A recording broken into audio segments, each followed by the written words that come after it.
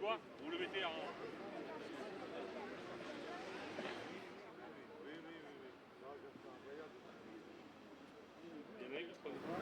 Ami, entends-tu le vol noir des corbeaux sur nos plaines?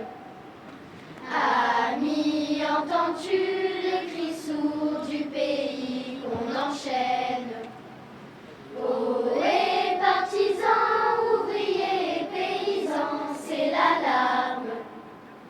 Ce soir, l'ennemi connaîtra le prix du sang et les larmes. Il y a beaucoup d'émotions de la part du maire, partagées par tous les communistes, parce que du coup la panthéonisation de Méliné et de Missak Manoukian, c'est un acte fort aujourd'hui. Je ne sais pas si le président Macron il mesure ce qu'il fait en panthéonisant Méliné et Missak, mais il entérine.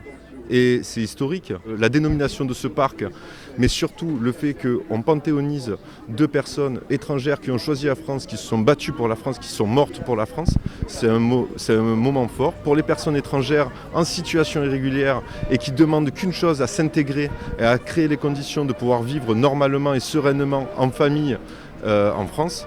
Et pour les communistes, de continuer le combat pour une France plus hospitalière, plus fraternelle et plus égalitaire.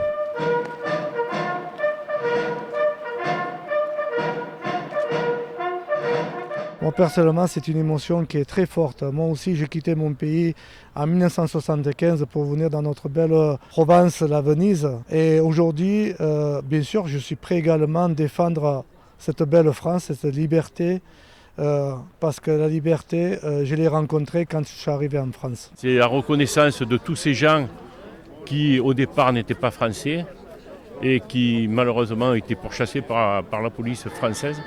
Et je pense que ça, il faut aussi le souligner. Après, 80 ans, je trouve que ça a fait long.